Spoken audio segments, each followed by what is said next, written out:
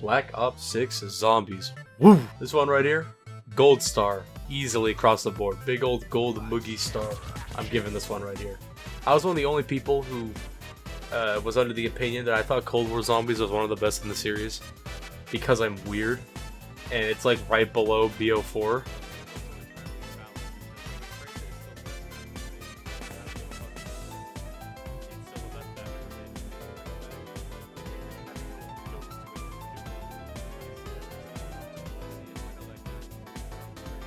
By the way, if you enjoy this, like and subscribe. Thank you very much. This thing's gotta say it and it'll glow. Subscribe, like. Look at the bottom, it's glowing. I love that system. Very fun. Brings dopamine to my little ape brain. Little goblin brain, man. Like and subscribe, do it. This definitely feels like they took the arcadey idea of Cold War and somehow refined it, but also somehow made you even more overpowered than you were in the original. Which is astonishing because in Cold War, it was really hard to die, alright? You had self-revives, chopper gunners, different little Aether Shroud abilities, healing abilities like a regional team, thousands of perks on all your different weapons, and like just upgrades to your perks. You had perks on your perks. Like, and I'm not talking just 1 or 2 perks, I'm talking you're stacking perks, man. You got like 6 fucking perks on the 1 perk, man.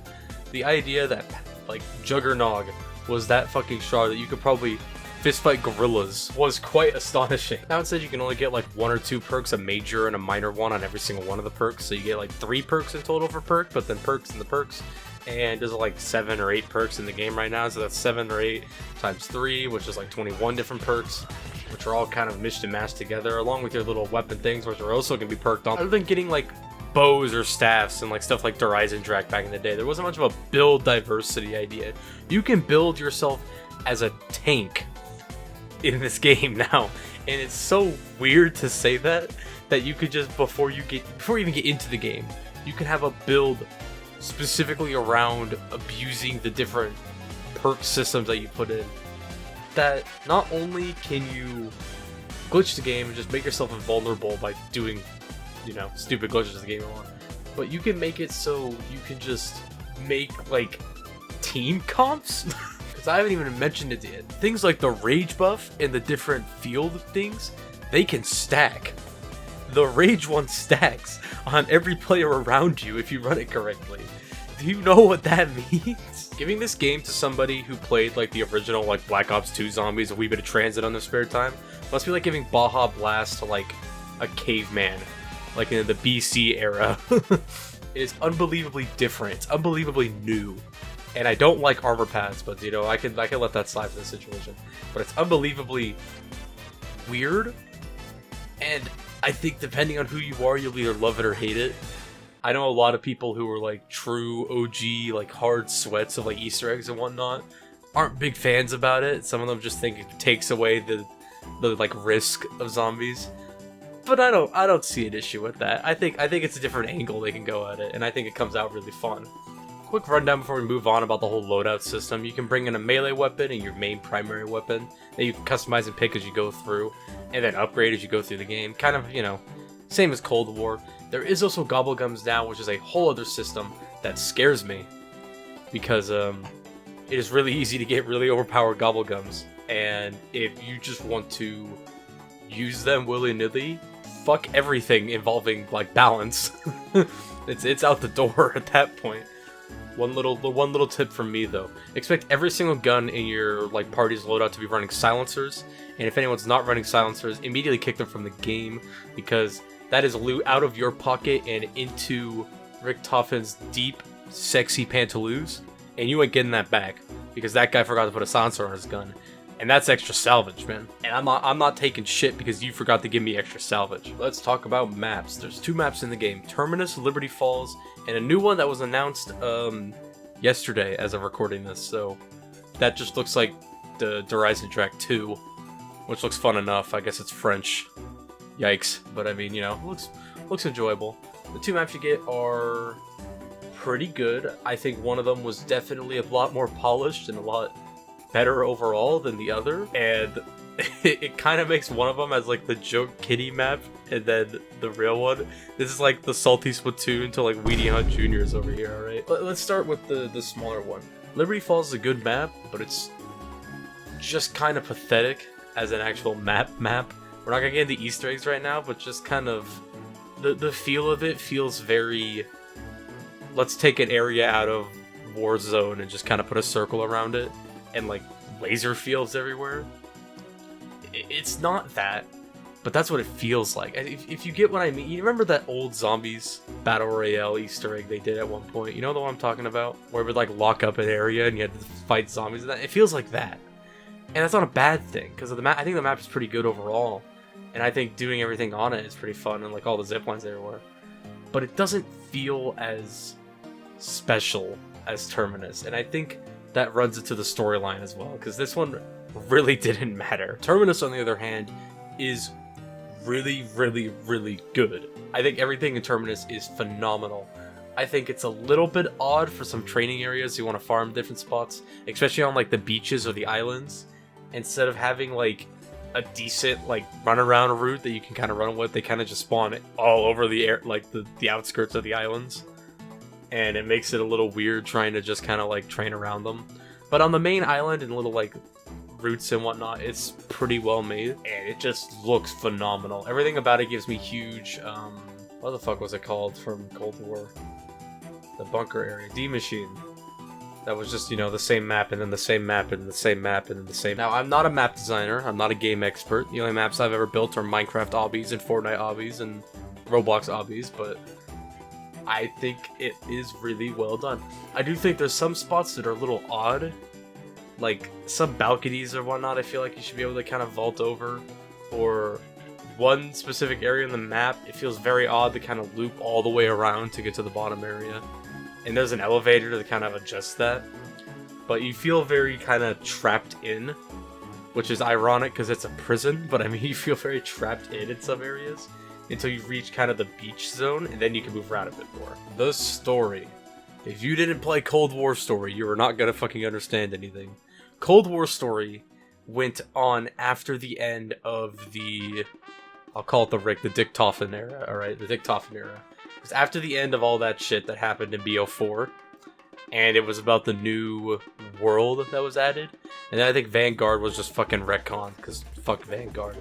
But it was just kind of about the new world stuff. And most of that involved Maxis until the very end you learn that your kind of supervisor commander was Eddie Richtofen, without a mustache, and he looks very weird. And it makes me uncomfortable to look at him, because he really needs that mustache. Now you want him dead. You just want to kill Richtofen. I think you guys jumped to that really fast.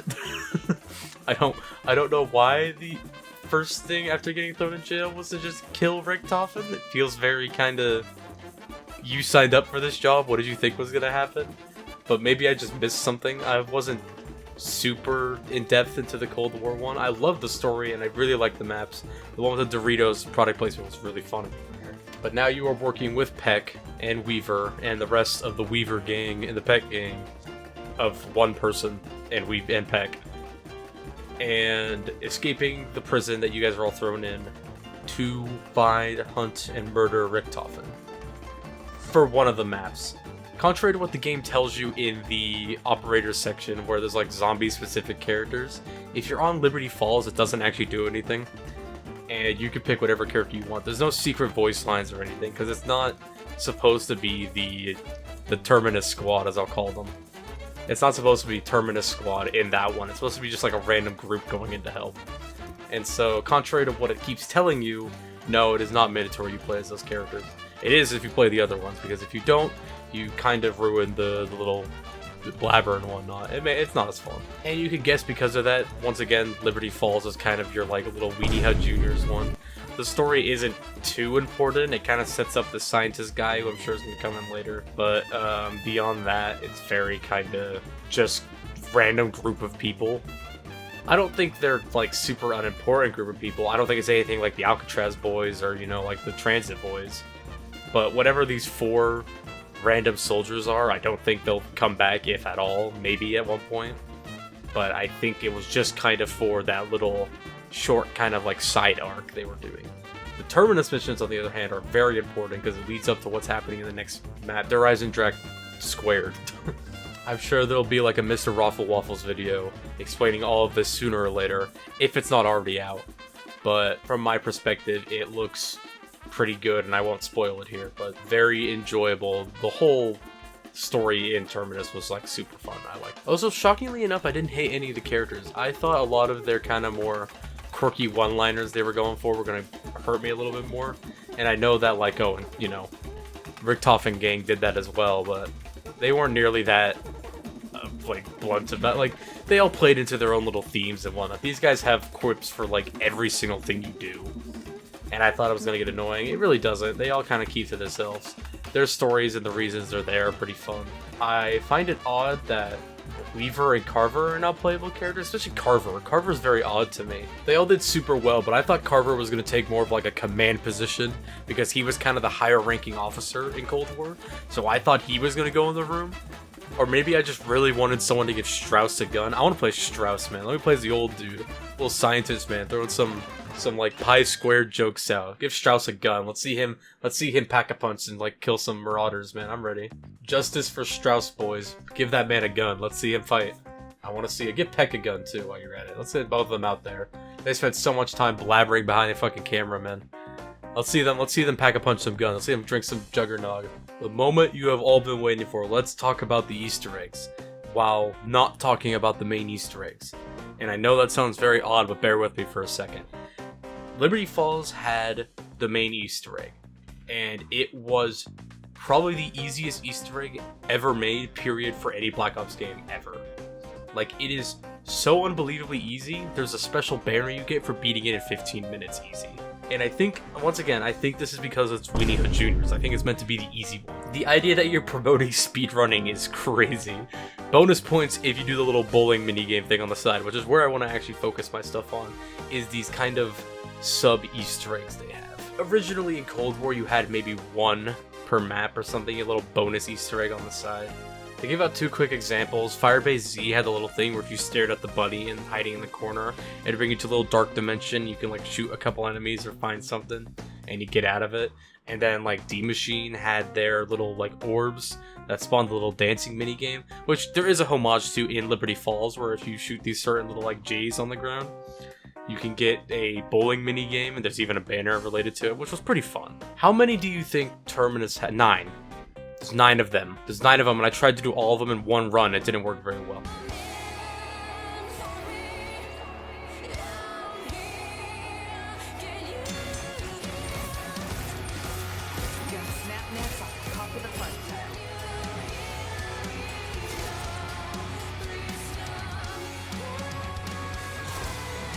That's bunching the power-up ones all together, by the way. There's like 7 power-up ones that are just like random spots you have to shoot or explode to get just free power-ups. That's bunching them all together as one, alright? It's excessive, but god, it's a lot of fun. And you're probably wondering what these all are. So let me explain all of them in the span of about 1 minute. Let's see if I got this alright. Power-up one, there's a bunch of random power-ups on the wall. If you shoot them or throw little bombs on them, you can use them to get free power-ups. They basically spawn right on top of you. Put a C4 on the 2x.1. We're going to come back to that one later. Basketball. There's a basketball up on a roof. It's going to be right there. You can see it. And you have to shoot it into the basketball hoop. And if you do, it drops a bunch of points. If you use a shotgun per pellet and put it in, it'll double the points that drop into it. And then if you use a C4 on the power-up, it will do it and give you double points, which will get one of the free banners done. I messed it up. Don't ask me how, I just did. Out of all the videos I've seen of people doing this, I've watched them do this, and I didn't think you could mess it up, but I messed it up. Oxygen shake. If you go into the laboratory down below right near Pack-a-Punch with a little shiny rock, shoot the rock. I don't know how. I couldn't figure it out. I tried on several occasions. I also messed it up, I guess. I don't know what I was doing wrong here, honestly. I wish I got some dead wire while down there, because the next one's Meteor. Shoot these 2 little towers up and just make them go red. They kind of shoot and they shock and they go red. And then hit the big laser button, and then what happened? You shoot a big meteor down on this guy. Go over there, here's some free loot. Bravo, you did it. Thumbs up. Jump scare Easter egg. You can just jump in the elevator and it'll jump scare you. I don't know how I messed this one up. I literally do not understand. It was the simplest solution, and I somehow did not do it. The plush Easter egg. Go around, collect all these random Easter eggs and little plushies all over the map. There are 6 of them, not 5. I thought there were 5 of them when I did this originally, so I stood in the room with all the plushies at the very end and kind of just looked disappointed like a sad dog until I figured out that I was missing one, and then went back and finished it. And then you get this little guy. He sucks. He does absolutely 0 damage, but he can revive you if you fall down, so I mean, that's pretty cool, as long as you're near him. and he kind of only shows up randomly. And then sometimes I assume he kind of leaves. I'm not so sure. By the way, while you're doing all these, you're going to be boating around a lot in them. I'll get back to you. I got a whole thing about you in a minute. Two quick ones to throw in on the side here are the boat racing and whack-a-mole games. Both are kind of done on random islands. One of them you can kind of just race the boats around. Reminds me a lot of the old Nuketown Easter egg with the RC car. And the other one is just whack-a-mole with crabs. Because why not, I guess? I mean, you've done everything at this point, you might as well throw it in there.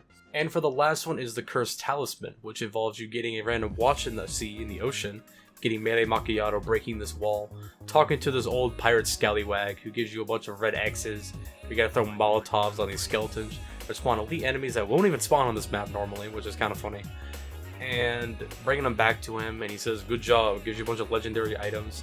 Then one of the islands just goes crazy with lightning and spawns this talisman, which when you wear will give you permanent double points, which sounds super overpowered until you realize if you get hit, you'll lose a bit of points. And I mean, it can't be that. Oh, sweet fucking Jesus, man. Don't hit me, please. I'm gonna go broke. Problems with this so much. That fucking tentacle. I get why it's here. I understand you wanted to do vehicles, you wanted to do boats, and you can't spawn zombies in water because that would be stupid. But what is with this man's spawn rate, bro? It is either he never shows up for the whole game, he goes takes a lunch break, or he is constantly ready for you the moment you touch any swarm of water. If you're drinking water, he comes alive, man. And this guy will just send these gas clouds after you that'll either do nothing or beeline your position so fast that you will literally have no choice but to die. I don't know what his rule is. I don't know if he's stronger later on or if he gets weaker later on. I don't know if it's because of how long you're not on the main island. I don't know if it's just because he feels like it. But he is so unpredictable that it is very, very odd to deal with. You never know if it's going to be kind of like this weak gas cloud following you, or if it's going to be the Predator reincarnated as a gas cloud, beelining from your position no matter what, like Earl from Cloudy with a Chance of Meatballs. The other thing is that on the Terminus map there's already a counter built in with the little parasite bugs, so I don't know why this was very necessary. But I mean, I guess it's a cool thing to put in. I guess you have to do something with the little tentacles around. I think it would have been cooler if they like grabbed you and yanked you out, because it is something that they're known to do. Nudge nudge, main Easter egg. They can kind of grab you or move you around a little bit. But I get the idea of like making it so players spend as least amount of time on a boat as possible to avoid them just sitting there. But it's so odd. Other than that, let's talk about research. My favorite thing added to this game. Because I guess they thought the rock system was too boring. So let's just make it even worse. The rock system in Cold War was that you get these rocks every couple of levels and whatnot. And you could just take these rocks and just put them straight into the perks to get those bonus perks I was talking about. Now it's like you pick one and then you slowly research the whole little line and then you gain the perks how far you are on the line until you complete every single one of them. By idea, I'm perfectly fine with that, and I don't think there's anything wrong with that. But why does it take so goddamn long? Like, I'm talking to like get anything done, you gotta run what must be a couple like 40 round matches to get like one complete. These aren't like easy things to just kind of like nonchalantly throw up. Like they will take a long time. I think if the game had like a 20 round run or something like that, I know Cold War had a couple like cranked modes and whatnot. I think you can kind of balance it out a little bit more by having a bit more mini games and whatnot to do in zombies. But by just running the same base thing on 2 maps for how many you're asking at the moment, that is a lot of grinding. It has a lot of grinding that I wish kind of went more to like XP in general, because you get nothing for doing zombies. It is rough, man. Like, I've played nothing but zombies since release, and I'm only level 50. I'm dying, wow, I'm not even that, I'm 49. Like, the length of these videos, I feel like they're just getting longer, man. Everything's just taking so much longer. I don't even want to know how Battle Pass XP is gonna work. Please, Activision lords, forgive me. Do not ruin me this time. I want to grind some Battle Pass stuff. Make it something. I beg, I'll buy it if it's just a little bit easy. Please. Other than that, that's all I gotta say. It's very fun, very worth it. Would recommend. Next one will be on the Fortnite season, if it's not over by the time I get it up. Like and subscribe, thank you. I didn't put the like and subscribe at the beginning, but I can throw it in now, so I'll add it at the end. Lamau.